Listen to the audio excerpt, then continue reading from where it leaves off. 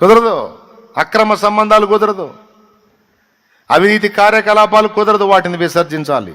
ఆ దమ్ముంటే రా, లేకపోతే సర్దుకోపో. పాపమే కావాలనుకుంటే పో. పరలోకం కావాలి, నిత్య నరకం వద్దు, నిత్య జీవం కావాలంటే రా, సిద్ధపడరా.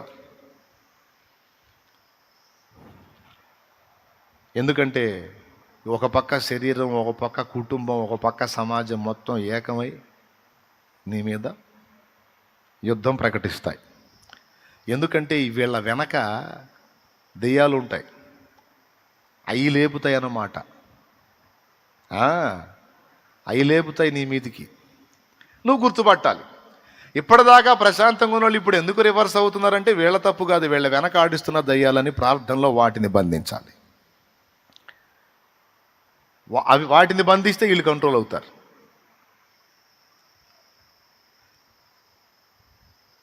ఏమైనా అర్థమైంది నేను చెప్పింది? కాబట్టి ప్రతిదినం ప్రార్థనలో పోరాడుతూ వాటిని బంధిస్తూ వీళ్ళ ఎదుట సత్ప్రవర్తన కలిగి నడుచుకుంటే ఇప్పుడు నిన్ను విమర్శించి ఎగతాళి చేసే నీ కుటుంబం, నీ సమాజం వాళ్ళే తర్వాత నీతో కలిసి చర్చికి వస్తారు. వాళ్ళు ఆ దమ్ము నీకుందా? ఆ ధైర్యం నీకుందా? ఆ తెగింపు నీకుందా? అవసరమైతే కొన్ని శ్రమలు ఎదుర్కోవాలి. మెంటల్గా ప్రిపేర్ చేస్తున్నాం మిమ్మల్ని.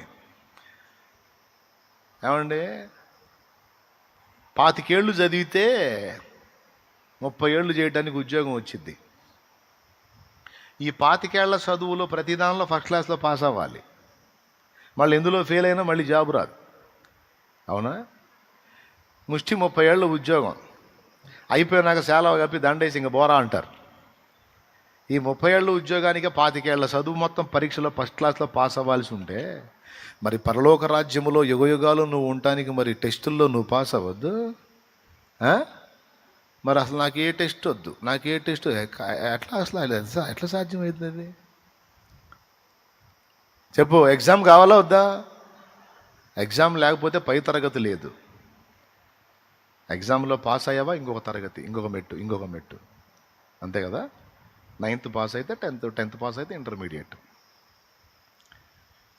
అట్లా ప్రతి మజిలీలో ఒక ఎగ్జామ్ నీకు ఎదురవ్వచ్చు. ప్రతి ప్రయాణంలో, ప్రతి మజిలీలో ఒక స్టెప్, ప్రతి స్టెప్లో నీకు ఒక పరీక్ష ఎదురు కావచ్చు. అది పాస్ అయితే నెక్స్ట్ ఇంకో స్టెప్ ఎక్కుతావు, అది పాస్ అయితే ఇంకోటి. అట్లాగా పరీక్షలో కూడా సిద్ధమయ్యే రండి.